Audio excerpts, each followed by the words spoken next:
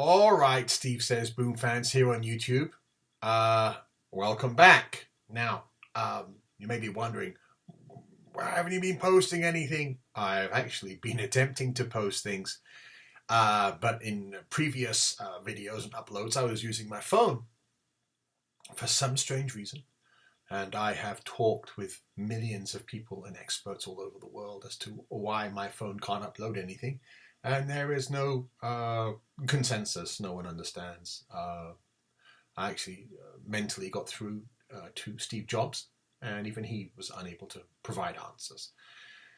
So, unable to use my phone, I was like, well, I know we can use the computer. So here is my first attempt at uploading on the computer. Unfortunately, the voice isn't as clear here, but at least I can get my point across. Now, what's the point of this little video today? Well, we're dealing with Marvel Phase 4 right now. We're dealing with Guardians of the Galaxy number 3, and specifically the news that's buzzing around the internet about the comics world is that the actor has been cast for Warlock, Adam Warlock, or him, depending on which version we are going to get.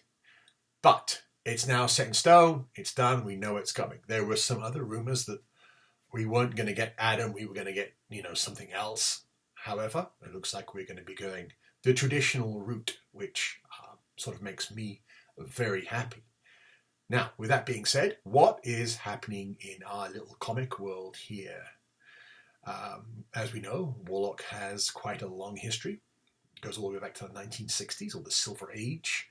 Has a beautiful 1970s era, and of course, a very abundant 1990s, where he was involved, in all the cosmic stuff, for 3 years in a row, across every title, basically. So, with that being said, what's hot right now? What book is taking the heat? Or books are taking the heat? Everyone has to start right here, basically, in my opinion. You've got to start off with Fantastic Four 66. This is the first appearance of the Cocoon. Of course, it's Stan Lee, Jack Kirby, at their best. Just beautiful stuff right here.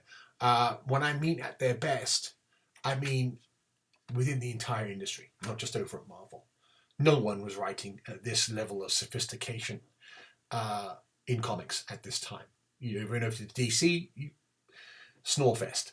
Nothing going on to reach the quality of this. What is fascinating, of course, is that Stan Lee and Jack Kirby were also working on Thor at the same time and having just as much of an impact. Their creative ideas were amazing, pushing all sorts of boundaries. It's incredible. You can imagine, a writing team managing to do it on one book, but two for years on end. So, I just wanted to let you guys know that we're talking about Stan Lee and Jack Kirby at their peak. Now, in issue 66, of course, we get to see the Cocoon and what lurks in the beehive, and Alicia Masters is being, hired to try and make contact with the whatever's inside the beehive. Now, issue 67 right there. Now we get to see the Cocoon open, and we get a brief appearance of him. Remember, he's not called Adam Warlock right now. He's not called Warlock or anything. He's just him. He's just a mysterious being that's been created by 3 extremely intelligent scientists that are breaking all sorts of moral rules, but they don't care. They have an idea, and they want to use this new being to basically conquer the world. But him has other ideas. A lot of heat on this book. And of course, what makes that book so difficult for collectors is that white cover. That white cover just loves to get dirty, scuffed, stained, fingerprints. If you get a book above 8.5, for an issue 67, you're doing very well, and I hope you've already got it, because the prices on that book right now are screaming, going through the roof. However, that's not the hottest book right now. I'd have to say, after the amount of requests that I've had via Torpedo Comics, the hottest book right now is this issue. And that there is Thor 165. And there he is. There's him in all his glory. His first full cover appearance right there. He's just wearing, some trunks. You can see his gold skin. And he comes out of the cocoon and he's curious. And one of the first things he's curious about is women. So he decides that he's going to have a mate. And he chooses the Lady Sif. Not the best idea for this brand new being, because Thor is not very happy. And in fact, Thor is so enraged by this audacity that he loses his temper. And he is just beside himself. And even his fellow Asgardians are like, "Oof, what's going on here?" However, he has to protect the Lady Sif. And this character, him, is not following any of the social norms because he doesn't know about social norms. He's fresh out of the cocoon. He's a brand new being, and all he knows is that he wants. What does he want? He wants a Lady Sif. And who wouldn't? She's magnificent, always has been. So that issue is getting a tremendous amount of heat as the first full long appearance of him. I would say that's probably the hottest book right now in all of the Warlock books that are out there, even more than the 67 of Fantastic Four. Another hot book right there, just following close behind the 65, is the 166. This is the actual battle issue. This is the issue where, him actually showcases enormous powers and abilities. It would have crushed anyone else.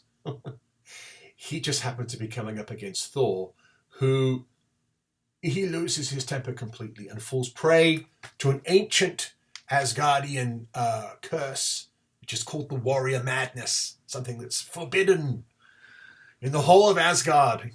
The crimes, being death or banishment.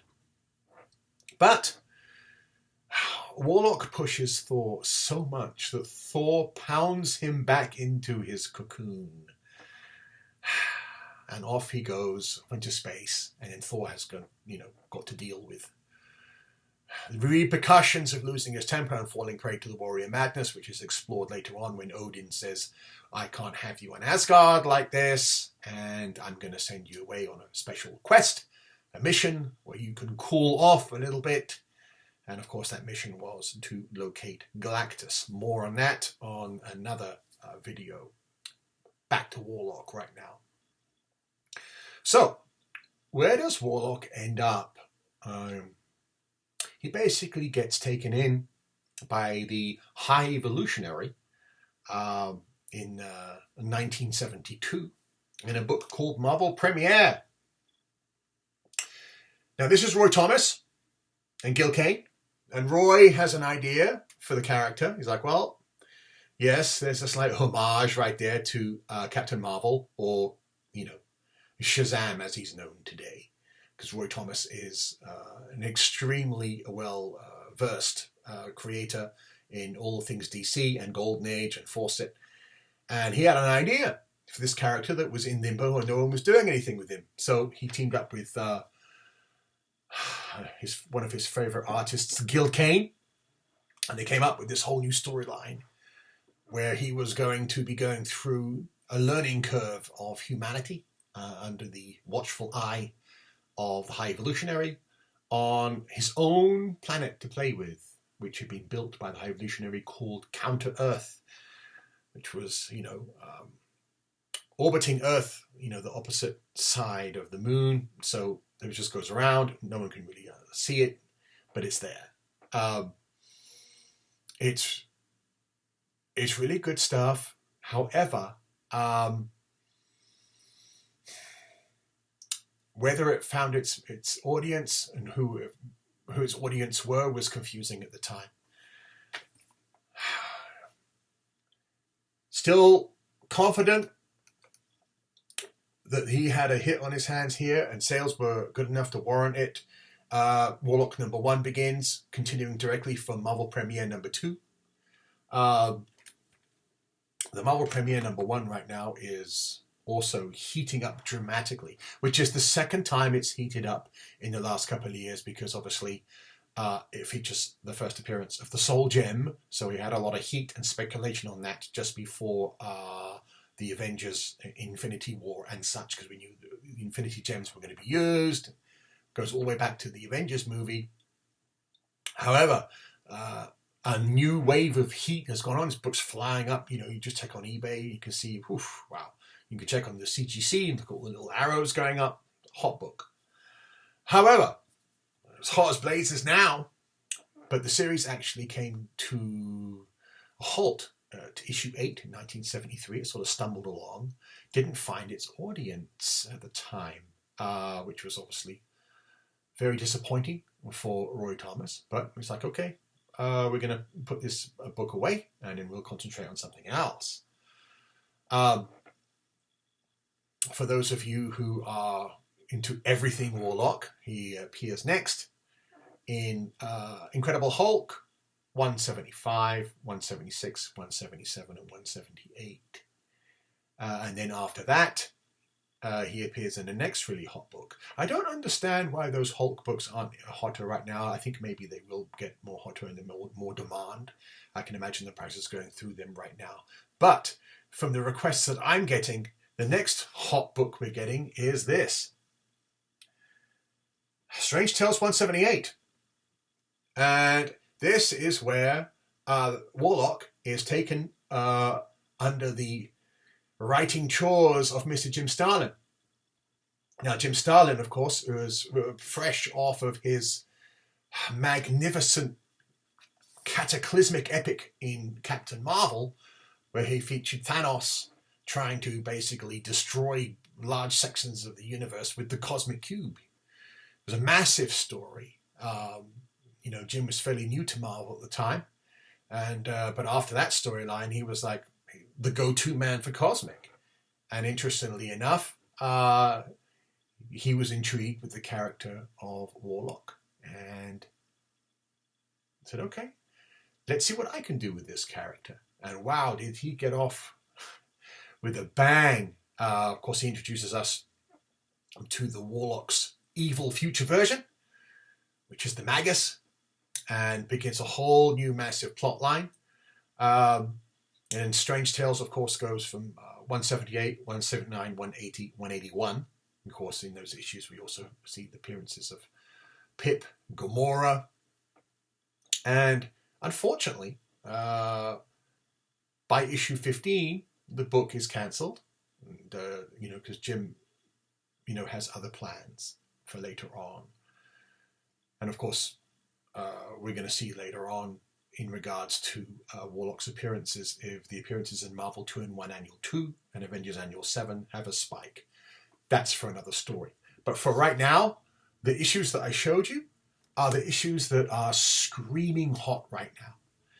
And I'm just hoping and praying as a fan of the character. I mean, I shouldn't even say that. I'm like a mega fan of Warlock. One of the most special moments of my comic reading in the 1990s is when Warlock came back in the Silver Surfer. Basically came back out of a Soul World and got involved in that huge Infinity trilogy. I adore all of that stuff. So I'm a little bit scared about what's going to be happening in the movie. I have a suspicion that we're going to be dealing with him, the rather unknowing new entity with his golden skin. He may progress within the movie, because obviously they can't, spend years on, a character these days right now. They want to sort of get going.